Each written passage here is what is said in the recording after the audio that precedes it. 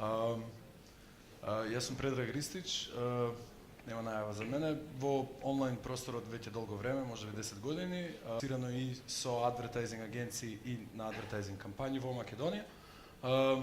Гостите денеска на овој панел се, ја сега по име ги знам, ќе ги читам презимињата, значи Ненад Ристовски од Публицист група, Дарко Лазаревски, Кајга на медија, Игор Трајковски, Тајм МК и Матеас Ханел од Македонски телеком.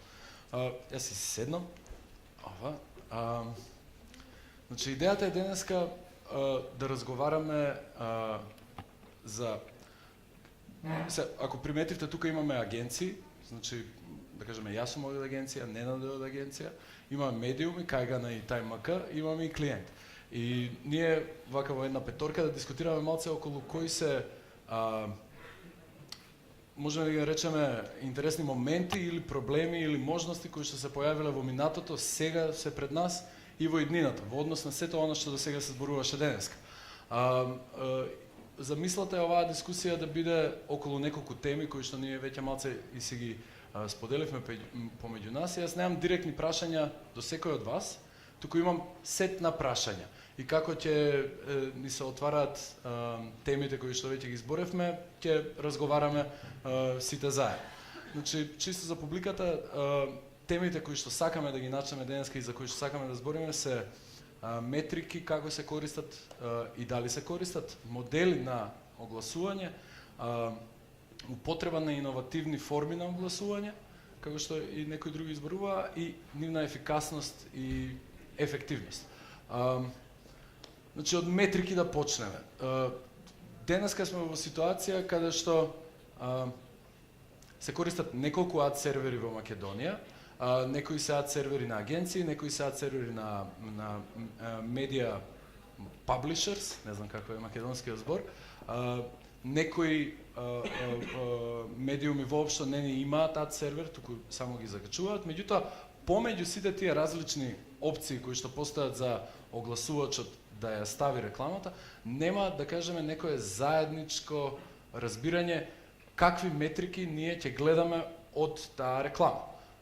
Како ќе ја мериме успешноста, што сакаме секој ад сервер, односно секој простор каде што се наоѓа една реклама, што би сакале ние и како агенции и како клиенти да видиме во однос на метрики.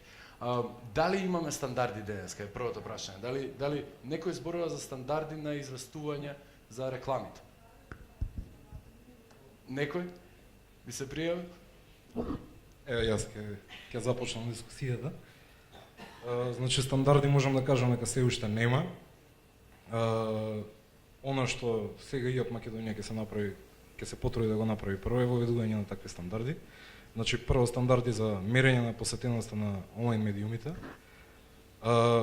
Понатаму стандарди за мерење на ефектот од кампањите на огласувачите. Дали денеска можеме да кажеме дека клиентот воопшто може да спореди на ниво на јабуки со јабуки, Apples to Apples, реклама на еден медиум и друг медиум? Дали е возможно денеска лесно или не е возможно лесно? Апсолутно е лесно доколку двата медиуми дозволуваат да се направи споредба. Значи, ја конкретно можам за нас. Статистиките од кампањите кои што се пласираат кај нас секогаш достапни за клиентите. Дури не мора ние да им ги даваме, туку може сами во реално време секогаш да ги погледнат. Така, и тоа е за вашиот медиум. Ако треба да се спореди со друг, дали воопшто некој ве прашал? Дали некој клиент прашал, сакам да споредам кампањата што ја пуштив кај вас? Па добро, споредбата... Да, споредбата треба да направи самиот клиент. Значи, кога ќе ги добија податоците од два различни онлайн медиуми, споредбата стана на клиентот да направи. Мислам дека Ненад може да каже нешто за тоа. Да, окей, у принцип, значи, ние како агенција, како Публицист, нудиме можност за добивање на метрики од различни адвертайзинг кампањи, значи имаме можност за користење на наш ед сервер, собствен, кој што ќе пласира реклами преку кодови кои што ги праќаме на сајтовите и ќе се добијат метрики интегрирани за целата кампања. А од друга страна, нудиме можности за third party ad serving, пошто некои клиенти инсистираат на независност на ad серверот, значи да не биде агенциски. Постои можност, значи, за ad сервер од трета страна кој што независно од нашите податоци ќе даде собствени податоци директно на клиентот. Од трета страна, постои можност за добивање на метрики од сајтовите кои што генерално работат на принцип на закуп на импресии. Тие сајтови мора и треба да се спремни со овозможување на такви метрики, за среќа го имаме тоа. Меѓутоа голем број на сајтови кои што не работат на овој принцип на продавање на медиски простор и мислам дека немаат метрики, како такви не ги даваат. Значи, останува веројатно на агенциите да го направат пушот со своји ед сервери или користење на ед сервери од трети страни да обезбедуваат интегрални податоци за кампањите. А кога доаѓа до метриките во смисла на кои метрики се бараат, кои метрики најчесто клиентите ги бараат или кои метрики најчесто вие како агенција им ги давате на клиентите? Основни метрики кои што се бараат се број на импресии, број на кликови, click-through rate и генерално тука завршува дискусијата. Да. Јас би сакал да има можност да мериме и cost per acquisition, тоа би било она ултимативното значи во креирањето на кампања, меѓутоа за тоа да се случи постојат голем број на претпоставки. Една од нив е секако лендинг пејџот на клиентот, каде што вие треба да имате некакво си копче за аквизиција, дали е тоа subscribe на newsletter или sales, и само на таков начин ќе може да добиеме таков податок колку би коштало една продажба. Така. Ако се вратиме малце на тоа кои метрики, дали некој, пошто Ведран да кажеме зборуваше за потребата агенциите да продаваат солуции, а не реклами, и главно солуции за таргетирање. Значи, кои се клиентите кои што јас сакам да ги опфатам со ова? Дали можеме денеска да зборуваме за можност воопшто ние да мериме таргетирање и ретаргетирање?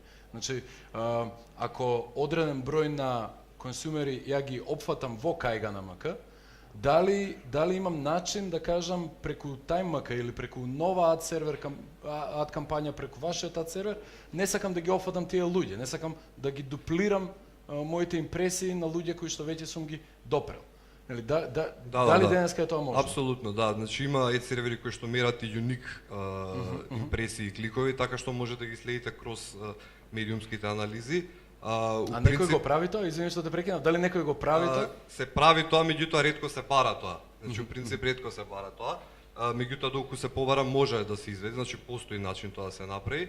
Она што е интересно дека во фаза на планирање на кампањите вие исто можете со користење на податоците на пример од Нилсен кои што се сега да наредите десетина сајтови на кои што би сакале да присуствувате и да видите колку е ексклузив unique браузер, односно нет да речеме визитори, и да видите практично може да ви испадне дека од тие десетина сајтови еден сајт нема да ви биде потребен да го вклучите во кампањата, бидејќи со тоа ричот практично ќе ви остане ист на кампањата. Така да постојат некои начини, меѓутоа тие се уште се пионерски, да кажам, чекори во онлайн адвертайзингот. Имаме тука и клиент Матеас, as a client, I mean, do you discuss this first of all internally inside the company, whether you are targeting the right people, how targeting, retargeting online, whether do you discuss it internally, and then whether you discuss it with your agency? If I understand correctly, Publicis is your agency, yes? Yes, that's correct. Publicis is our agency, and we are actually very much involved in also basically embarking on digital advertising as part of our overall media plan. We believe it is actually very important, and we have over the last few years actually significantly driven also new interesting media formats, and I think even though probably Macedonia is in terms of overall digital advertising share is pretty low, the percentages were mentioned before, I think we as a company have a relatively high share. I think it's just about 10%, and we are actually significantly growing if I look at back over the last 4 years. And I think what is really important is also for advertisers to, coming back to the metrics question in the beginning, is also to, of course, to understand the efficiency of the ads, and that I see as a challenge for the for the agencies actually to have a metric system that makes sense, which probably goes also a bit beyond the traditional impressions. And as Nenad said, you know, in the end, of course, as a commercial company, you want to sell your product, you want to build your brand, and for that, it's actually very important to have a different set of measures. I mean, I'm not saying that you know, we as a client we are necessarily at a stage where we are. I mean, we are using, for example, click-through rates, page impressions, and that is also what, of course, what we are discussing when we develop campaigns. But what we would much more seek as a desirable metrics is also measurement of involvement of the customer, interaction with the customer, because in the end, it's not only about awareness, it's really about engaging the customer in a meaningful way, and in the end, basically creating a brand, and that leads in the end to sales. Yes. We've touched on the topic of cost per impression and cost per mile. Ќе се превод со повторно на македонски, малце сакам и да го упатам прашањето. Значи, се зборуваме, нели, за метрички системи и што да мериме, меѓутоа тука се доаѓа прашањето кога што ќе почнеме да мериме. Например, до многу скоро, ние продававме банери на месечен, како билборди, да кажем. И од скоро, значи, имаме веќе на неколку медиуми банери кои што се продаваат по импресии или по илјади, cost per mile. И ме интересира, конкретно Игор и Дарко тука најдобро може да го лутаат да зборуваат, зашто го направија тој свич, пошто сега нели зборуваме за свич, ајде да мериме engagement, ајде да мериме аквизиција, ајде да мериме продажби. И сега како ќе се направи тој свич? Ме интересира искуството со свичот од месечен закуп на cost per impression. Што беа драйверите, што беше мотивацијата за да се направи тоа? Што беа стравовите, пошто сигурно не било лесно и едноставно, и каков беше ефектот, не? Игор, ако може малце ново? Па да, до пред некое време и кај га на Time, кај ја напред нас се преваци на новиот модел за преку импресии, се продава банерите на неделно ниво. И генерално агенциите избира сајтови каде што има за една недела колку поголем рич ќе направиш, колку поголем број на луѓе. Сега ние некако сами си го утепавме во дечкото место, затоа што кога ќе се смениш на модел на импресии, 1000 импресии се 1000 импресии на било кој вебсайт. Така што сега и помалите сајтови можат да се вклучат да земат дел од колачот. Така. Тоа е подобро за помалите сајтови. Али беше доста голем бизнис ризик за вајцата? Па да, затоа што ако мериме чисто по број на импресии, цените по импресија се качеа околу 5 до 6 пати. И тоа беше опасност дека нема агенциите да не бираат нас како место за пласирање на своите реклами. Но мислам дека ефектот што се добива од рекламата, барем така покажува искуството, click-through rate се зголемува по импресија, затоа што доколку имате една реклама која што цела недела или 2 недели стои, во втората недела или 3/4 од периодот више не ни заприметуваат луѓето и безпотребно вие закупувате простор кој што генерално нема никаков ефект. Да. Значи има придобив од страна на адвертајзерот, потоа има од страна на корисникот, исто е ова позитивна страна, затоа што и рекламата како реклама е некаков вид на информација. Така што ако можете да пласирате поголем број на реклами на иста позиција, повеќе ќе бидат информирани и самите корисници. Од трета страна и самите паблишери, односно сајтовите каде што се поставуваат рекламите, и за нив е тоа исто подобро, затоа што можат теоретски неограничен број на кампањи во исто време да тераат, а претходно можеше само да ставите толку банери колку што имате позиции. Да. И онда завршувавме со и мора неделните цени да имаат екстремно високо ниво. А поради тоа ќе може само мал број на компании да си приуштат да се рекламираат. Сега со овој нов модел може било која компанија со било каков буџет да се вклучи да се рекламира на овие сајтови што нудат рекламирање преку импресија. Колку време ви беше потребно на вас како фирма да се одлучите? Дали се размислувавте на таков начин? Дали да одиме воопшто во cost per impression? Па да, беше опасно да не знаевме дека ќе има еден период дека да се навикнат луѓето, но исто знаевме дека и агенциите и компаниите ќе го преферираат тоа затоа што можат во било кој момент да започнат кампањата. За 5 минути од нарачката може да тече кампањата, што не беше случај претходно. Тогаш мораше да се чека да истечат договорите што више компаниите што закупиле буквално како билборди, нели, резервација до 31 ноември. Да. Сега може ли малце да шпекулираме кога би тргнале кон модел на cost per acquisition, cost per action, cost per purchase, cost per не знам што се. Како тоа би изгледало? Значи, дали е тоа денеска можно? Е првото прашање. Теоретски е можно, да, меѓутоа сметам дека ќе помине уште време дека почне да се практикува. Значи ние како онлайн медиум сме спремни да го понудиме тоа на гласувачите. Така. Другиот дел оставаме на нив. По принцип мислам дека добро почна да се движат работите. Еве кај на Time со преоѓањето на cost per mile системот покажа дека таков модел на рекламирање може да функционира, така што еве ги обхрабруваме сите други сајтови, ние како агенција која доаѓаат кај нас да се консултираат, секогаш ги упатуваме дека сметаме дека тоа е еднината и тоа е начинот на кој што треба да се работи. Што се нивните, извини ако те прекинувам, што е нивниот коментар на тоа? Кај нив секогаш постои еден страв, значи јасно е дека преоѓањето на таков модел ќе ја зголеми цената, барем за 5 пати, може и за 10 пати од сегашната. Страф им е дека зголемувањето на цената ќе ги оттргне адвертајзерите од нивниот сајт. И тоа е основан страв, да речам. Веројатно ризикот го направија другите пред нив и тоа се покажа како доста успешно. И мислам дека таков модел треба веќе сите да размислуваат да го применат. Тоа што нас како агенција ни е битно е дека ќе се избегне оној клатер од банери, онаа гужва од банери што се случува по сајтовите и практично вие неколку ситуации има каде што не можете да се рекламирате на одреден сајт, а сакате, бидејќи вашиот банер ќе се појави 10 поред, например, и тогаш клик-тру рейтот апсолутно ќе биде помал. Со ваков модел, значи имате 1 до 2 банери на сајтот и практично видливоста и клик-тру рейтот се зголемува. Така што тоа е модел. Ефективноста на рекламата се зголемува ако имате еден или два банери, а не 10. Пошто и ти Ненад спомна се дека 5-6 пати може би се зголемува цена по импресија, дали клик-тру рейтот се зголеми 5-6 пати? Да. Откако се преде на модел? Има примери каде што клик-тру рейтот се зголеми над 10 пати. Па и до 20 пати, значи претходно ако просечен клик-тру рейт бил 0,1, сега имаме кампања со клик-тру рейт од 1,5 или имало кампања кои што стигнале клик-тру рейт од 4, нешто.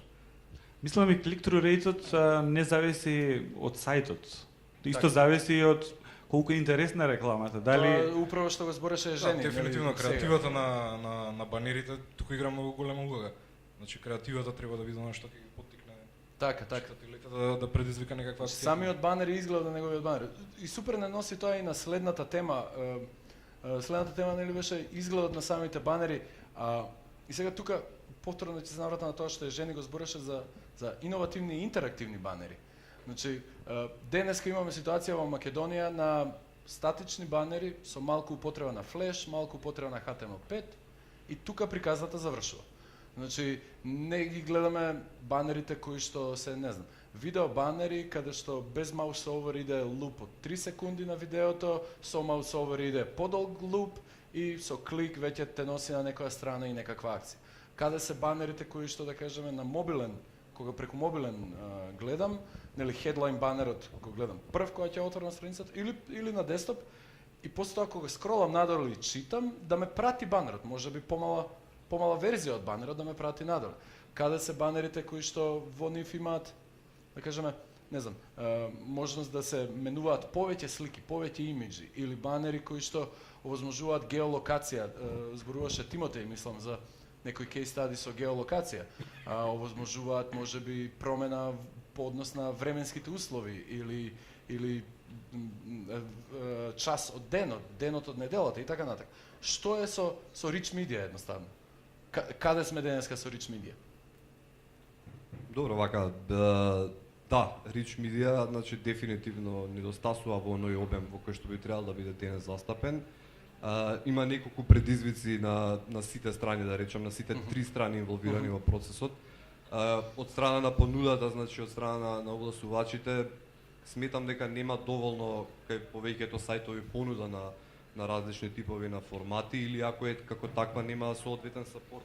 Во минатото се случуваше голем дел од формите кои што денес се, да речам, стандардни за рекламирање, да како такви да не постојат, па ние користејќи, наоѓајќи различни скрипти по интернет, искуства меѓународни и слично, да ги пласираме како такви, сме ги тестирале, сме ги пробувале, биле успешни, сега се тие дел од ценовниците на сајтовите. Значи мислам дека еден аспект е понудата дека треба да се подобри.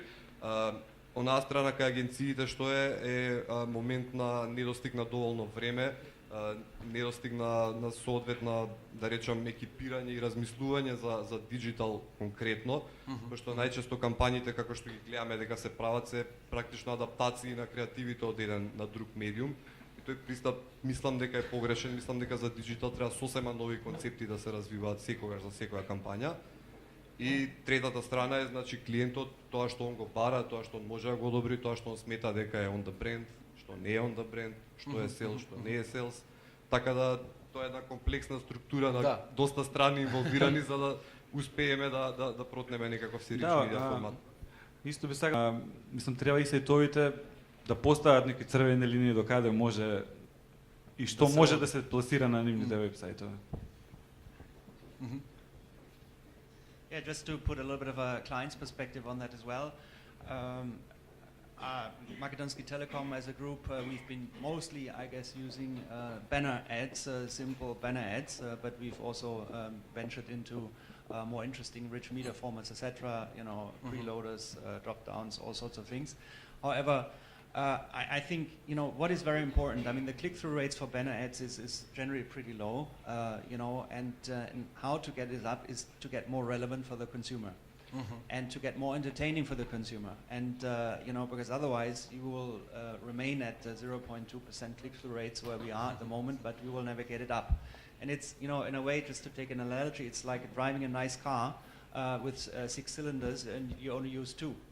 So I think really what we need to do is that we really explore these possibilities which we have in the banner area.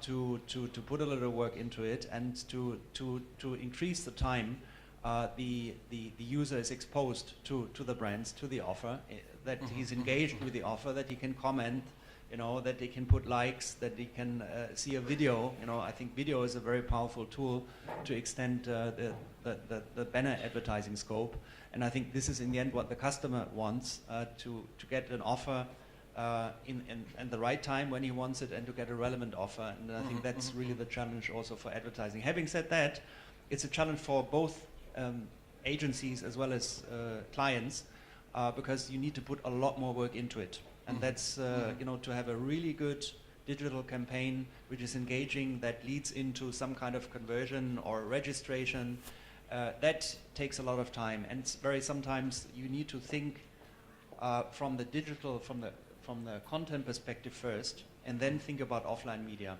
Typically, and I think I'm talking probably for most advertisers in Macedonia or even worldwide, you know, the campaign idea starts with a offline idea on Tom TV. It is then later adapted into digital media.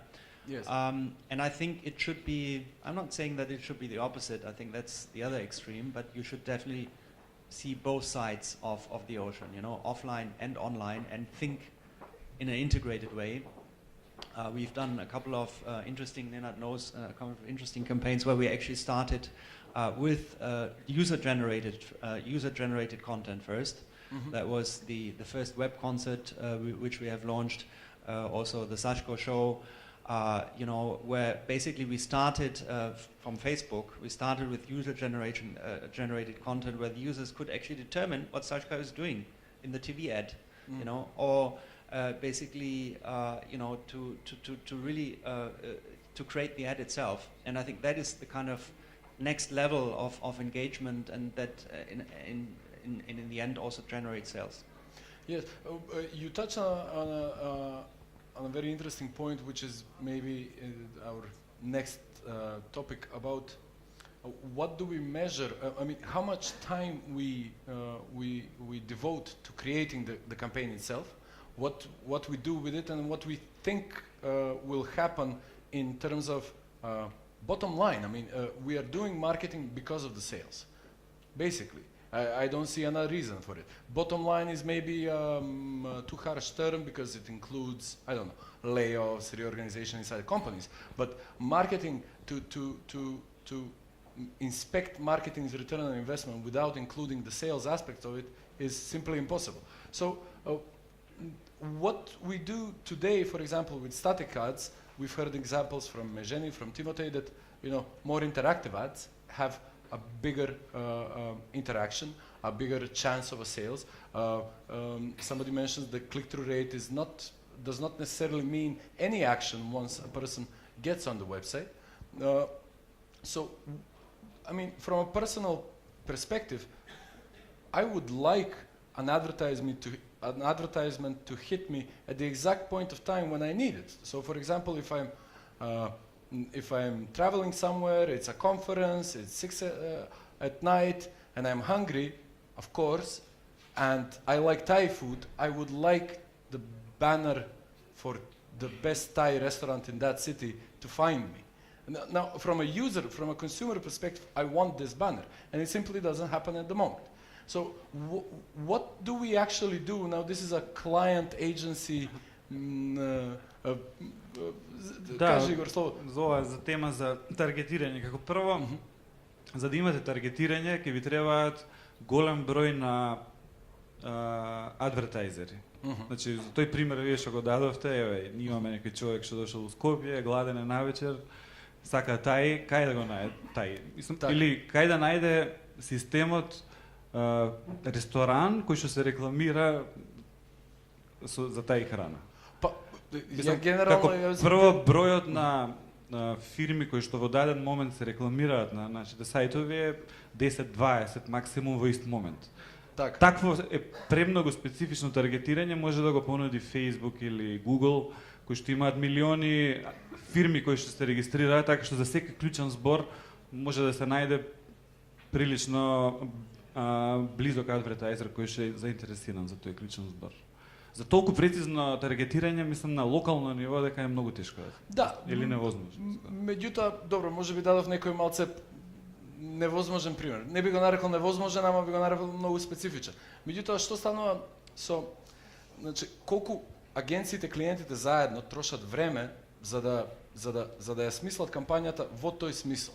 Значи, тука зборуваме, нели, ја начнавме темата на продажба, мерење, return on investment, тоа фактички подразбира ефикасност и ефективност. И сега тоа е еден сплет на ствари, не е само таргетирање по консумер, по демографија, пол и така натака, туку е и, да кажеме, банери. Кои банери се ефикасни? И сега, типично, она што го гледаме дека една кампања зачнува, каде и да зачнува, дали од ТВ кампања, дали е само онлайн направена, се смислува, се разговара со клиентот, се прават вижуали, се прават мокапи на банери, се доставуваат на одобрување и тие банери почнуваат да се пуштаат и тие банери стојат месец дена, 2 месеца, 6 месеца колку што е планирана кампањата. А додека да кажеме најдобрите практики зборуваат дека секој банер, колку и да сме сигурни во него, треба да биде поставен низ една АБ тестинг процедура. Да кажеме наместо еден банер да смислиме два, да сервираме два истовремено, да пратиме што се случува секојдневно, тој помалку ефикасен. Да, тоа дигиталниот маркетинг го овозможува тоа, додека другите прес или аутдор маркетинг не можат. Тука може во исто време да идат повише банери, да се види кој има поголем click-through rate и да се форсира повише тој банер. Дури тоа да е адаптивно за тек на време. Дури да е адаптивно, значи најдобрата практика е едноставна, вика во секое време имај два банера. Во секое време тестирај два банера. Кога едниот ќе се покаже помалку ефикасен, тргни го, стави друг на негово место. И може би агенциите можат да кажат повеќе доколку од ад сервер на иста позиција пласираат повише банери, дали вкупниот click-through rate е поголем или помалку? Да, значи сме имале вакви ситуации, доколку клиентот е заинтересиран за користење на ед сервер, кој што едноставно само тој може да обезбеди вакви податоци. Значи, да, се случува, поготово временски, со тек на време, форматот исто влијае многу, меѓутоа, текот на времето исто така има големо влијание на click-through rate-от. Кога стартувате вие кампања, на почеток click-through rate-от е секогаш голем, после 1 до 2 недели се гледа дека тој се приближува до нула и практично, ако имате 5-та или 6-та недела од кампањата со истиот банер, тој е скоро еднаков на нула.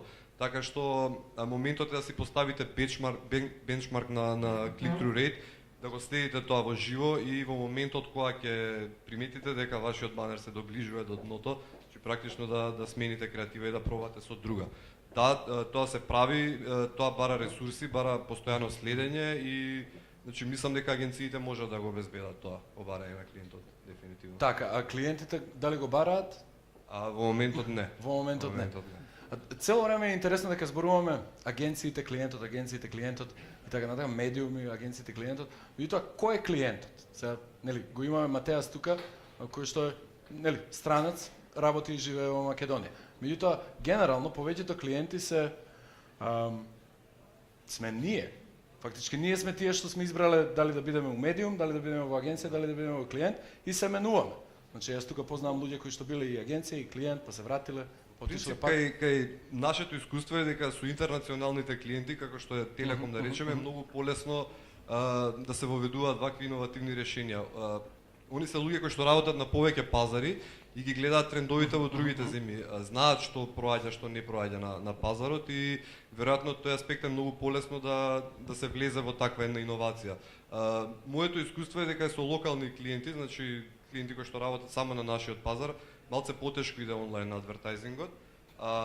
Дел од нив, затоа и се вакви бројките што ги гледавме за TV spending и слично, дел од нив значи воопшто не сакаат ни да размислуваат за онлайн адвертайзинг. Ние како агенција постојано правиме пуш, значи кај клиенти може да се случувало 10 пати да им нудиме диджитал адвертайзинг, они не одбиваат, меѓутоа ние не се откажуваме, постојано им нудиме.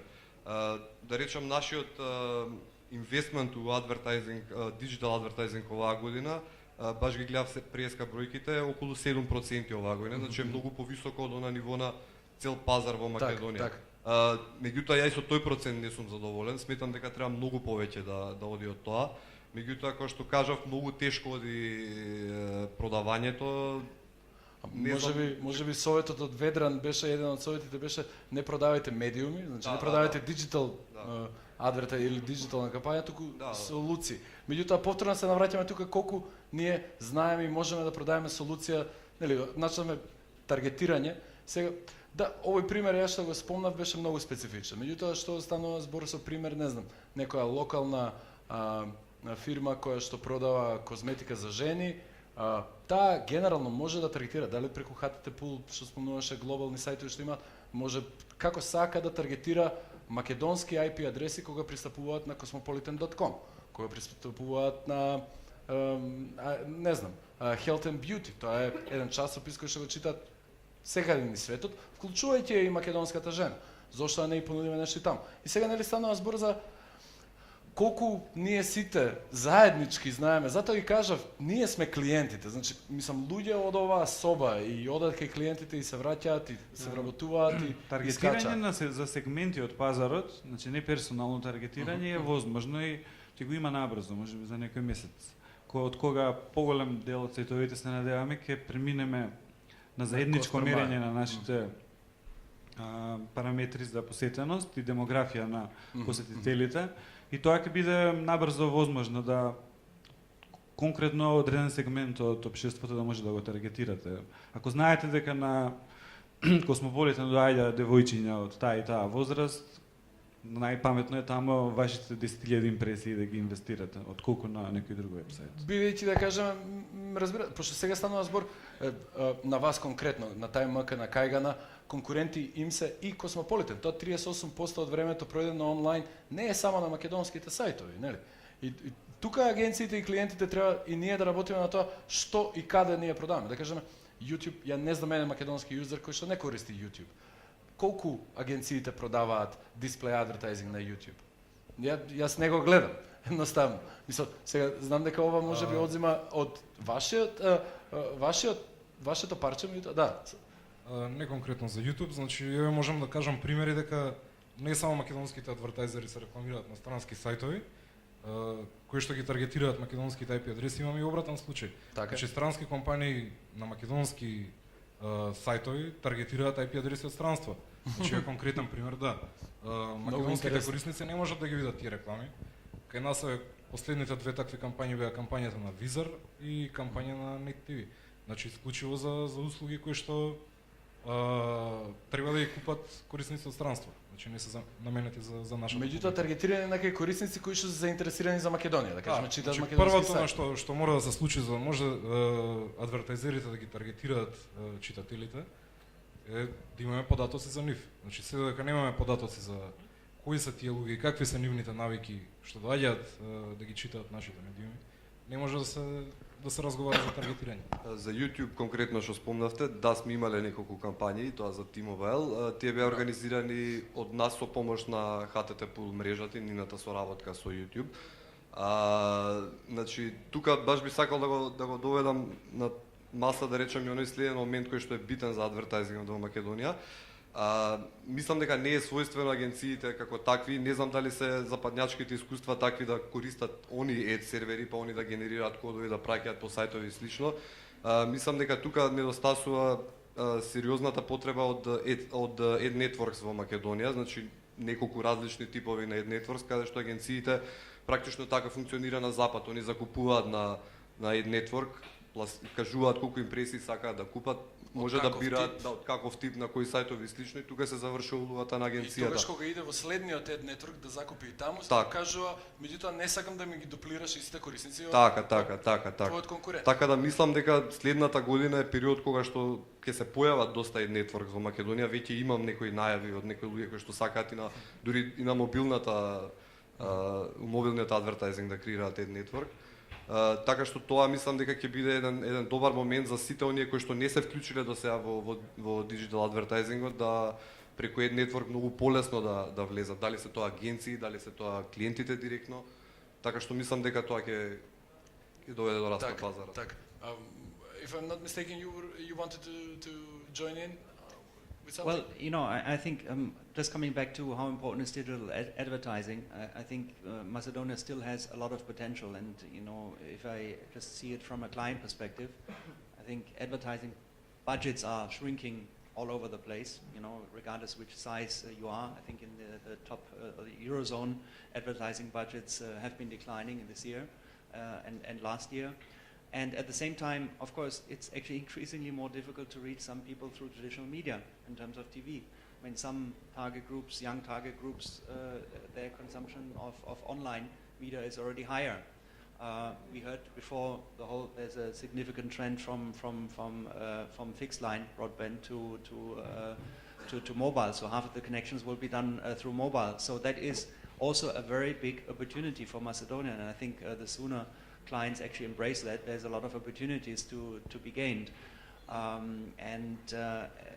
mean, just take the Facebook community in Macedonia, comparing that to other countries in Europe is very, very significant. It's amazing, yeah. It's really amazing, and I can actually say within the Deutsche Telekom group in Europe, we are actually the most advanced countries when it comes to the absolute number of Facebook fans. So on the mobile side is 145,000, on the fixed side 35,000, and that is really, really significant, and we're using that to drive our campaigns. And as I said before, we even sometimes start thinking from online first and then developing it into an offline campaign, into a TV campaign, or vice versa. And I think there's a lot of benefits to do that. I mean, also considering that more and more users are getting pretty saturated and overloaded with messages, you know, a simple banner ad simply doesn't cut it anymore. I think we really need to get more entertaining in our ads, more playful, you know, through rich media formats, through video, and then of course also measure whether the customer does what we want them to do, you know, to buy, to register, you know, to share, you know, if I see a nice video of a product I like, I want, of course, as an advertiser to them to share it with the friends. That's the best advocate you have, and I think that is the sophistication actually we need to get to as an industry. You mentioned a very good whether the consumer does what we want him to do. I've seen many advertisements in Macedonia where there is a banner, I click on the banner, and it takes me to a general web page of a company. There is not, so we were talking A/B testing, which is maybe a bit more advanced than the simple step of, you know, deciding what you want your banner to accomplish and then optimizing the landing page accordingly, optimizing it for that particular product, let's say. Now, this, maybe we're going to finish very soon. This follows in nicely with what you said about getting to the sophistication, but you as a company, you are lucky enough that you can afford one of the biggest advertising agencies in the country, Publicis. And they probably have all the necessary knowledge and tools and skill sets in the sense of Flash developer, HTML developer, also a production capability to shoot the video if needed to connect to the TV ad, and then the social media marketer. But what is with the smaller advertisers and the smaller advertising agencies? Maybe Time Maka and Kai gonna hear know more about the types of skill sets that the advertisers have when they approach you. We're not talking about the big advertisers now, Makedonski Telekom, Pivara, etc. We're talking about the small niche products that come through a small advertising agency to you. Do they have a full set of knowledge, basically, to operate in this online world? Дефинитивно, големината не значи дека со големината доаѓа знаењето. Значи имаме многу помали клиенти и агенции кои што имаат знаење и знаат тоа да го направат како што треба. Додека пак имаме други примери на големи компании, големи огласувачи кои што за нас не прават логични чекори во кампањите. Значи нема правило тука дека ако Дали вие некогаш ќе им кажете нешто во поглед на тоа? Дефинитивно, значи можеме да дадеме сугестии, меѓутоа па имало и лоши искуства као не ќе тераме ваке и Да, кај нас, например, компаниите што доаѓаат директно, што ги заобиколуваат агенциите, релативно квалитетот на креативите што ни ги праќаат е помал. Најчесто е тоа обична слика со податоци за каде се случува нешто или за некаков продукт и тука завршува приказната. Значи го немаат тој капацитет за да продуцираат добро.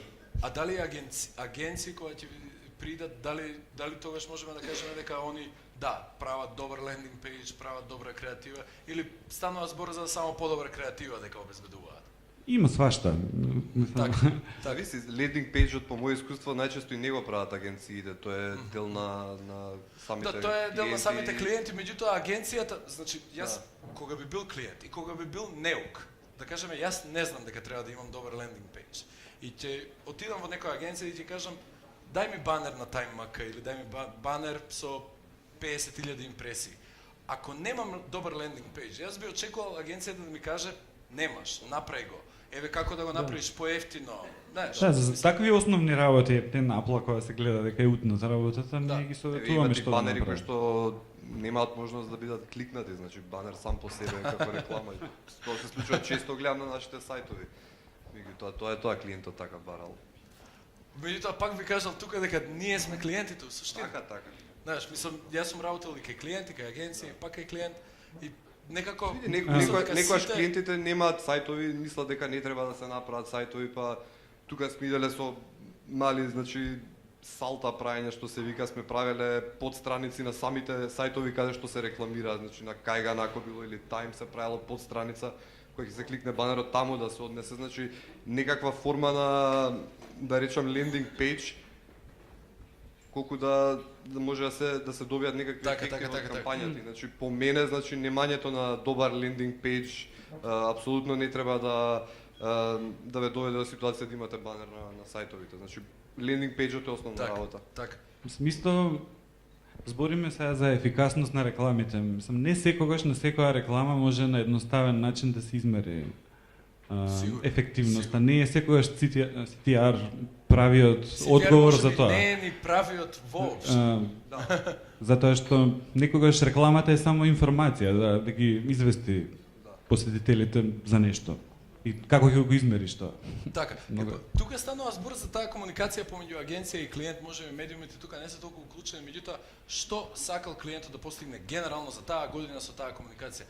Тој клиентот скоро секогаш нешто точно сакал да постигне. Дали агенцијата тоа го знае? Дали има пристап до тие продажни информации, до тие можеби стратешки цели кои што клиентот ги бара? Тоа е веќе прашање. Тоа е веќе многу големо прашање, знаете. Мислам, ја би сакал да видам време кога секој клиент ќе ги споделува своите продажни цели и продажни информации.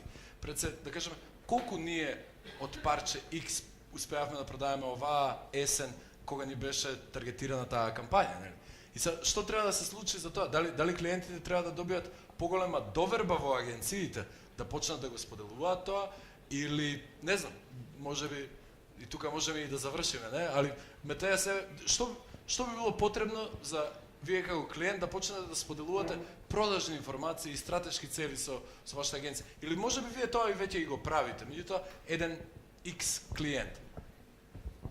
Well, I think the beginning for every campaign is really a very good briefing document that really spells out the commercial targets of the campaign that can be then broken down, of course, into advertising targets. And I think that is really a very important thing. And in the end of the day, I mean, typically our campaigns are, of course, sales driven, you know. The commercial objective is to increase sales, not so much awareness, because most of the users or most of Macedonians are aware of the company. Yes. But then, you know, we are trying to translate that commercial objective into an advertising objective, which is, for example, to increase store traffic. Or to increase traffic in our online shop, you know, and once we do that, then we can actually measure it. And coming back to the measuring metrics, and this is also, you know, this is how you see it links into the physical world and the real world. I can see then whether I have more store traffic, which we are measuring on a daily basis. And if that's the only campaign we run at that time, of course, that's a clear indication that this is working. Yes. So, you know, it's there's a lot of things you need to do, and every campaign is, of course, different. And I think that there's no winning formula, no silver bullet, but you need to put a lot of effort from the client side in terms of what you want to achieve. Only then a good agency can basically find the tools and develop the right metrics to measure the campaign. Yes. Igor, please, and then maybe we can open it to questions. Не мислам и работите уште дополнително се комплицираат кога се водат паралелно повеќе кампањи низ повеќе медиуми од офлайн, принт, онлайн, диджитал и на крај ефектот како ќе разделите ако имате зголемена продажба од каде кој дел имал најголем ефект? Да, тоа е многу точно. Значи, Да, комплексна е целата ситуација, меѓутоа таа бара уште повеќе труд, нели? Имаше добар пример, го видовме Меган, значи искористиле мобилен адвертайзинг за да или беше некоја банка, мобил адвертайзинг банер за да зголемат за да драйват awareness за нивниот мобил банкинг, сори беше некоја банка. И тоа беше интересен начин. Они сигурно во тоа време имали ТВ кампањи и така натака, меѓутоа таа мобилна кампања се однесувала само за да awareness дигне за нивниот мобил банкинг систем. И тогаш веќе кога имаме јасна цел, можеби станува и полесно да се мери. Не знам ако сакате уште нешто да додадете, ја би го отворил малку и за прашања ако има, затоа што веќе и наближуваме до крајот. Ја само да се уклучам со извини, само минута ќе земам за телевизијата, пошто многу се збореше дека не е ефикасен медиум, големи инвестиции има и слично. Би кажал само два податока, дека просечно во Македонија секој човек гледа 4,5 сати телевизија дневно. Значи просечно дневно човек гледа 4,5 сати телевизија. И второ, дека просечниот рейтинг на најгледаните турски серии е околу 20%, значи тоа се 400.000 луѓе што во еден момент гледаат турска серија.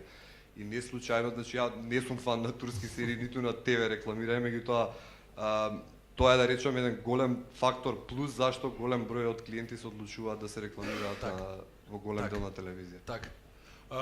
Би го отворил панелот за прашања доколку имате, би сакал да имате уствари.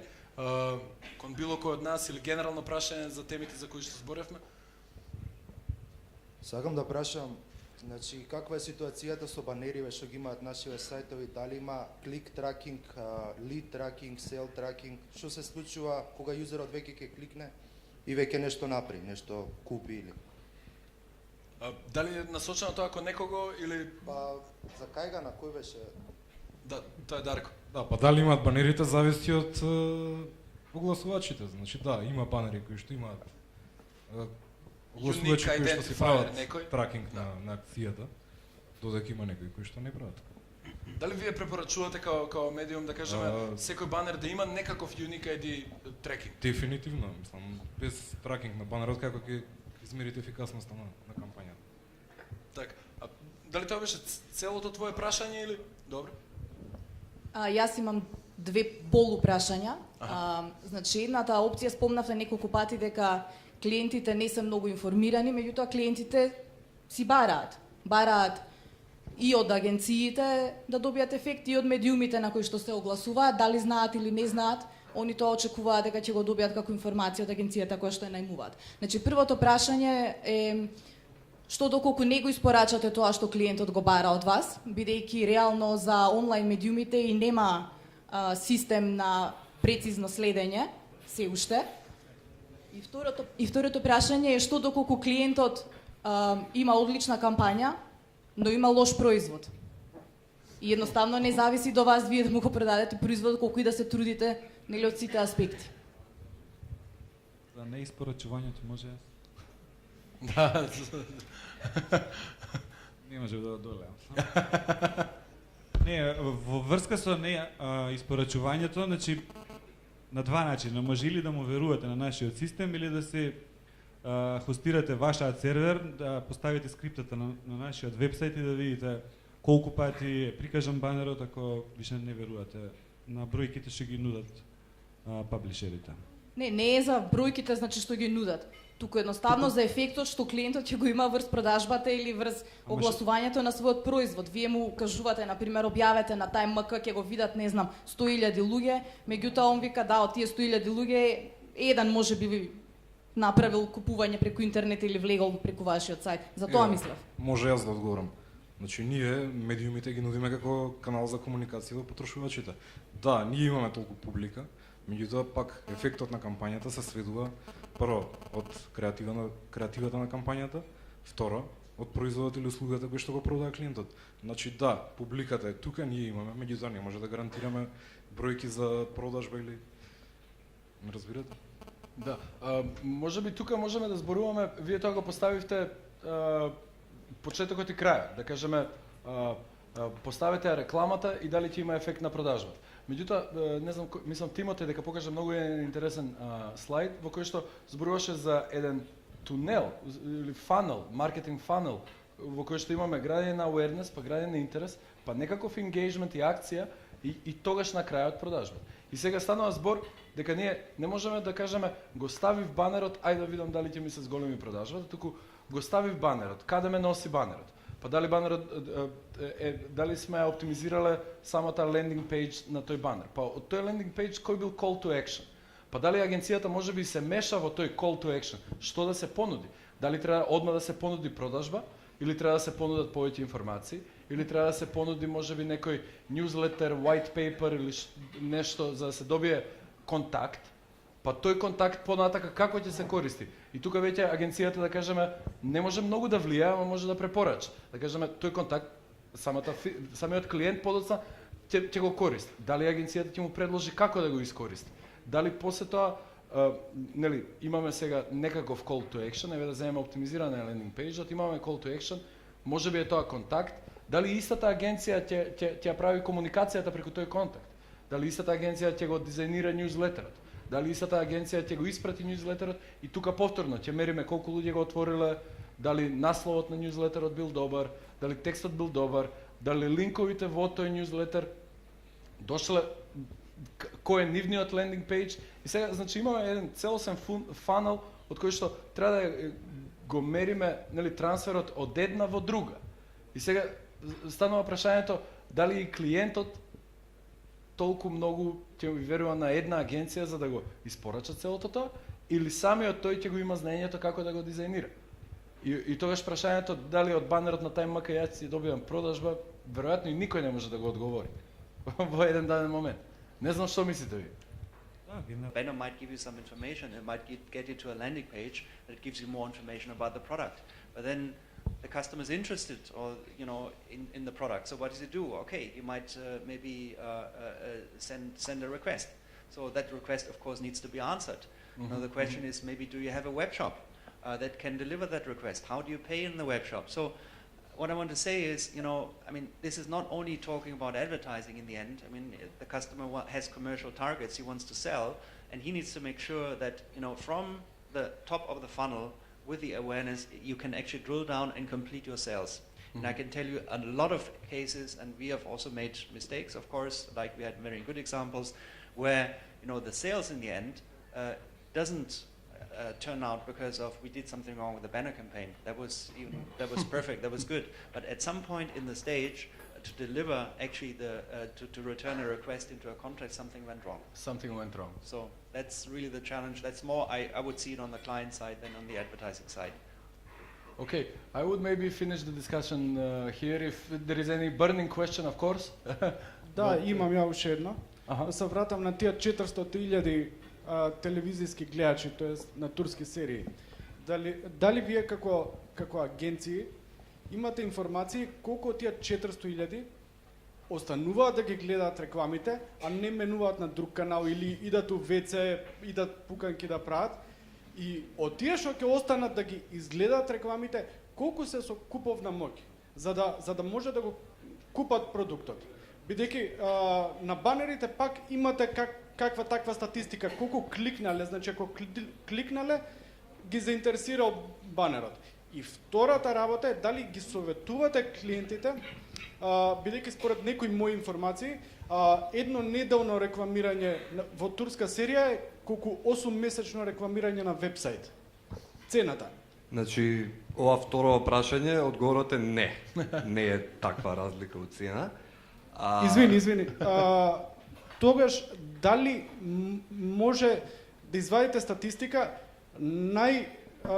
вебсајтот што највише заработил во една година од маркетинг, да се спореди со телевизија што највише заработил од маркетинг и да се види каква е разликата? Да, веројатно може тоа, меѓутоа телевизиите треба да ги споделат податоците за колку имаат продаено. Во ред, мислам, првиот дел од прашањето е сосема легитимен. Значи, она што го кажував ја како бројка е гледање, да речеме, на ефективен дел од серија. Значи, не на делот за реклами, него каде што имате паѓање нели на гледаноста поради луѓето што менуваат канали, гасат телевизори и така натаму, меѓутоа зборам за нето делот од серијата. Она што може да се гледа е HB Nielsen, значи ги прави овие мерења преку People Metri, мерењата идат на минута на база, значи податоците се многу точни зашто на минута се мерат.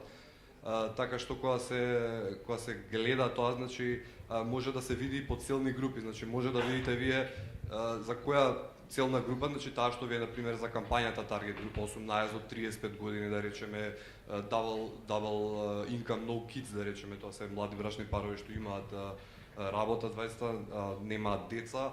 На пример, тоа ако ви е таргетот, можете точно за нив да видите колкав процент од нив и у апсолутна и у релативна бројка ја гледале турската серија. Така што мерења има за телевизија. За интернет исто така може да се обезбедат мерења. Можеме дури да кажеме дека во Македонија има подобри мерења за телевизија отколку за интернет. Да, одлични мерења има за телевизија. Значи, она што е интересно за нас како агенции, што ричот се мери. Значи, од една адвертајзинг кампања вие можете да видите колку различни луѓе како процент од вашата целна група сте ги опфатиле со рекламата, значи. Тоа е исто многу битен момент и тоа е нешто што ќе треба и на интернет да се направи. Да. Значи, Тука можеби би ја затворил ова наша денешна дискусија со тоа дека она што во секој од овие теми пројде е дека се потребни подобри технички можности за мерење, тракување, таргетирање и така натака на интернет. Дури сега се отвори моментот дека на телевизија има подобри мерења во Македонија за телевизискиот ефект, отколку за онлайн ефект, што е малку парадоксално, затоа што нели на интернет можеме да мериме се, меѓутоа во Македонија во моментов тоа не го прави. Така да би сакал да прашам и од присутните во оваа соба следната година да се појави сервиси кои што ќе мерат повеќе.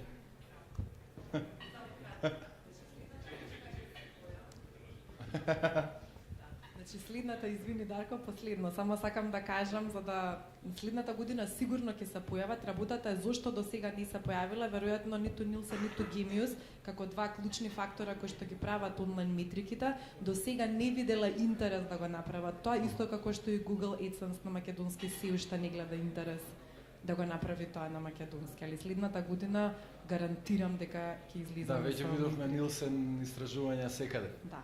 Да. Океј, момци, ја да се заблагодарам на панелот и еден аплауз секако за нив.